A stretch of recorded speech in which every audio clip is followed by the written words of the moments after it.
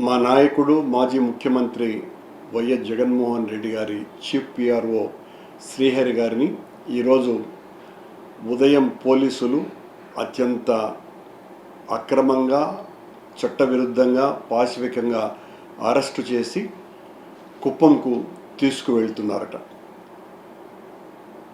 చంద్రబాబు గారి మీద చట్ట వ్యతిరేక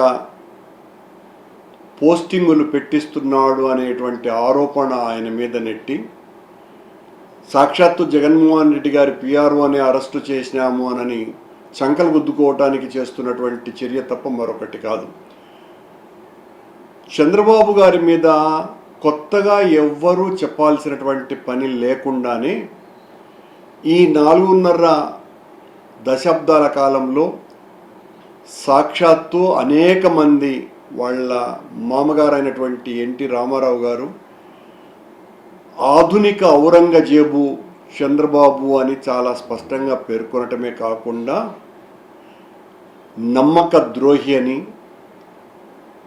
చరిత్రహీనుడని, అత్యంత దుర్మార్గుడని, గొడ్డు కంటే హీనమైనటువంటి వ్యక్తి అని అనేక సందర్భాలలో ఆయన మాట్లాడటం జరిగింది. అలాగే చంద్రబాబు గారి తోడల్లుడైనటువంటి దగ్గుబాటి వెంకటేశ్వరరావు గారు ఒక పెద్ద పుస్తకమే రాసి, నా తోడల్లుడు చంద్రబాబు నాయుడు అంత నీచుడు దుర్మార్గుడు మరెవ్వరూ లేరు, చరిత్రలో ఇలాంటి వ్యక్తిని కానము, ఇంతటి అవినీతిపరుడు లేడు, తన స్వార్థం కోసమని ఎవరినైనా కూడా వాడుకొని వదిలేసి తన్ని తగలేసే రకం, ఎన్ని రకాలైనటువంటి కరప్షన్స్ చేయగలమో అన్ని రకాలుగా చేసి నిరూపించినటువంటి వ్యక్తి. తను అధికారంలో లేనప్పుడు ప్రతిపక్షాలను రెచ్చగొట్టి తెలుగుదేశం పార్టీ కార్యకర్తలందరి చేత బస్సులు రైళ్లు దగ్ధం చేయించాలా అని అనేక కార్యక్రమాలు కూడా చేసినటువంటి వ్యక్తి చంద్రబాబు నాయుడు గారు. ఇలాంటి వ్యక్తిని చరిత్ర క్షమించలేదు అని ఒకటి కాదు రెండు కాదు కొన్ని వందల మాటలు వాక్యాలు ఆయన రాయటం జరిగింది. అలాగే మాజీ ముఖ్యమంత్రి నాదెండ్ల భాస్కర్ రావు గారు కూడా చంద్రబాబు నాయుడు గారు తిరుపతి రైల్వే స్టేషన్లో జేబులు కొడుతూ ఉండేవాడు అని ఆయన మాట్లాడడం జరిగింది. వంగవీటి రంగా గారి హత్యకు ప్రధానమైనటువంటి కారకుడు చంద్రబాబు గారేనని ఆనాటి హోంమంత్రిగా ఉన్నటువంటి హరిరామ జోగయ్య గారు మాట్లాడడం జరిగింది. అలాగే ఆనాటి సీఎం రామారావు గారికి ప్రత్యేక కార్యదర్శిగా ఉన్నటువంటి రాఘవేంద్రరావు గారు అనేటువంటి ఒక నిజాయితీపరుడైన ఐఏఎస్ ఆఫీసర్ చనిపోవటం వెనుక చంద్రబాబు గారి హస్తం ఉందని, అలాగే రామారావు గారి అభిమాని అయినటువంటి మల్లెల బాబ్జీ మరణం వెనుక చంద్రబాబు గారి హస్తం ఉందని, ఆనాటి నా స్నేహితుడైన ఎన్కౌంటర్ ఎడిటర్ పింగళి దశరథరాం హత్య వెనుక చంద్రబాబు గారు హస్తం ఉందనని ఈ 40 ఏళ్లలో అనేక సందర్భాలలో అనేక మంది మాట్లాడటం జరిగింది. కొత్తగా చంద్రబాబు గారి యొక్క వ్యక్తిత్వం తగ్గిపోయేది ఏమీ లేదు. ఎందువల్లంటే ఆయన చేసినటువంటి ఘోరాలు, అకృత్యాలు, అరాచకాలు, అప్రజాస్వామికమైనటువంటి విధానాలు ఎన్నో ఉన్నాయి. ఆయన గురించి ఆయన గొప్పలు చెప్పుకుంటే తనకు మోసేటువంటి బోయలేనటువంటి పత్రికలు, ఛానళ్ళు, మీడియా ప్రతినిధులు, సోషల్ మీడియా ఉంది కాబట్టి ఇష్టం వచ్చినట్టుగా అధికారం ఉంది కదా అని పెట్టిరేగిపోయి ఈ రోజున శ్రీహరి గారిని అరెస్ట్ చేయటం అన్నది ప్రజాస్వామ్య విలువలకి తిలోదకాలు ఇవ్వటంలో ఒక మైలురాయిగా దీన్ని చెప్పవచ్చు. ఈ సందర్భంగా నేను కొన్ని విషయాలు కూడా చెప్పదలుచుకుంటున్నాను. నేను రాడికల్ ఉద్యమంలో పనిచేస్తున్నప్పుడు, రాడికల్ విద్యార్థి నాయకుడిగా తిరుపతిలో ఉన్నప్పుడు 1974 డిసెంబర్ 8వ తారీఖున మేము రాడికల్ స్టూడెంట్స్ యూనియన్ కోసమని ఫండ్ రైజింగ్ కోసమని ఒక సినిమా బెనిఫిట్ షోగా వేయటం జరిగింది. ఆ సినిమా పేరు చక్రపాణి. నేను నా స్నేహితుడైనటువంటి ఎన్ శ్రీధర్ ఆనాడు ఎంఏ సోషియాలజీ చేస్తున్నాడు. మేమిద్దరము కలిసి చంద్రబాబు గారు అప్పుడే హాస్టల్లో ఉన్నారు, ఆయన రీసెర్చ్ స్కాలర్గా ఉన్నారు. ఆయన దగ్గరికి వెళ్ళి బెనిఫిట్ షో టికెట్ 2 రూపాయలు కొనమని మేమిద్దరం కూడా బలవంతం చేయటం జరిగింది.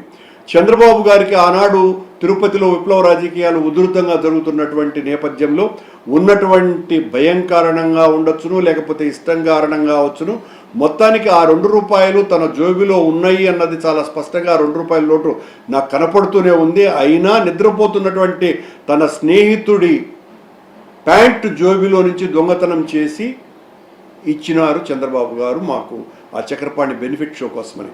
ఇది నేను ఇంతకు ముందు కూడా చాలాసార్లు చెప్పినా, ఇప్పుడు మళ్ళీ కూడా దీన్ని గుర్తు చేయాల్సినటువంటి అవసరం వచ్చింది. అలాగే 1977 సంవత్సరం జరిగినటువంటి పార్లమెంటు ఎన్నికలలో గల్లా రాజగోపాల్ నాయుడు గారికి మొత్తం ఆ పార్లమెంటరీ నియోజకవర్గానికి ఇన్ఛార్జిగా ఉన్నటువంటి వీరరాఘవుల నాయుడు గారు, అప్పటికే మేము రాజకీయాలలో జైలు నుంచి బయటికి రావటం, రాజకీయాలలో చాలా ఉధృతంగా పనిచేస్తున్నటువంటి రోజులు కాబట్టి ఆయనే స్వయంగా నాతో చెప్పినటువంటి విషయం, చంద్రబాబు నాయుడు గారికి చంద్రగిరి నియోజకవర్గానికి అప్పుడే డివిజన్ అవుతోంది, చంద్రగిరి నియోజకవర్గం అన్న కొత్త నియోజకవర్గం ఏర్పాటు అవుతోంది. దానికి సంబంధించి ఇన్ఛార్జిగా ఈయనను చంద్రబాబు గారిని పెట్టి ఒక పెట్రోల్ జీపుని ఇచ్చి ఒక ట్యాంకర్ నిండా, ఆ రోజు ఎక్కడ పడితే అక్కడ పెట్రోల్ బంకులు ఉండేటివి కావు కాబట్టి చిత్తూరులోని పెట్రోల్ బంకులు ఉండేటివి, దాని నిండా 200 లీటర్ల బ్యారెల్ నిండా పట్టిస్తే ఈయన వెంటనే మరుసటి రోజే వెళ్ళాడు. చంద్రబాబు నాయుడు నా దగ్గరికి పరిగెత్తుకుంటూ వచ్చినాడు, బ్యారెల్ అయిపోయిందన్నా, నేను మొత్తం అంతా తిరిగేసినాను అని. కానీ తీరా చూస్తే నేను కనుక్కున్నానయ్యా, వాడు మా పెట్రోల్ బంకులోనే అమ్మేసినాడు ఆ 200 లీటర్ల పెట్రోలు.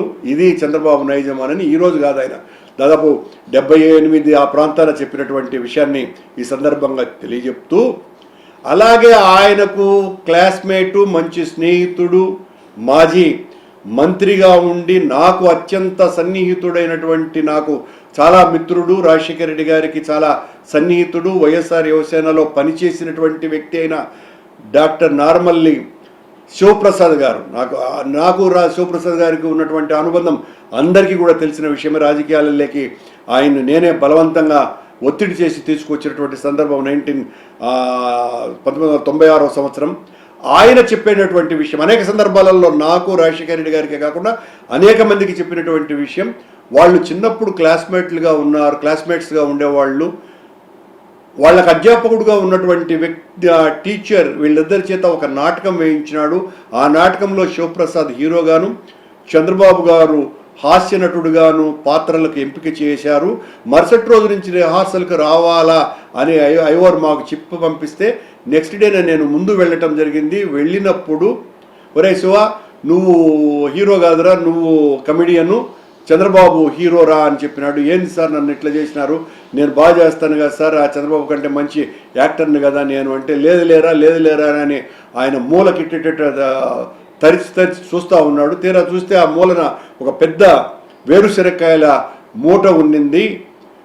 కనుక్కుంటే ఆ వేరుశనక్కాయల మూట లంచంగా అధ్యాపకుడికి ఇవ్వటం మూలంగా పాత్రలు మారిపోయినాయి సార్ అని శివప్రసాద్ గారు నాతో చెప్పినటువంటి మాట, నాతోనూ రాజశేఖర రెడ్డి గారితోనూ కూడా చెప్పినటువంటి మాట.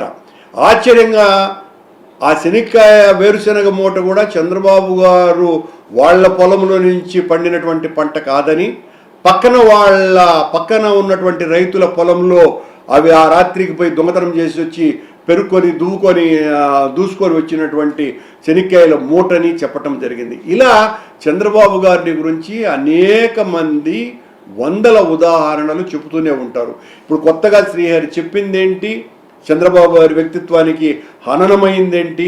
ఏమీ లేదు. కేవలం మా క్యాడర్ని, మా నాయకులని మేము సాక్షాత్తు ముఖ్యమంత్రిగా ఉన్నటువంటి జగన్మోహన్ రెడ్డి చీఫ్ పిఆర్ అనే అరెస్ట్ చేయగలము అన్నంతటి దమ్ము మాకుంది. మా పోలీసు వాళ్ళంతా కూడా మాకు అనుకూలంగా వ్యవహరిస్తారు చూడండి అని చెప్పటానికి తప్ప ఇంకెందుకు కూడా పనికిరానటువంటి అరెస్టు అది. ఆ అరెస్టు పూర్తిగా అప్రజాస్వామికం. ఆ అరెస్టును ప్రజాస్వామ్య సంఘాలన్నీ కూడా తీవ్రంగా ఖండిస్తున్నాయి. ఇలాంటి అరెస్టులు చేయటం మూలంగా వైఎస్ఆర్ పార్టీ నాయకులు కానీ క్యాడర్ కానీ ఏమాత్రం కూడా వెరవరు, భయపడరు.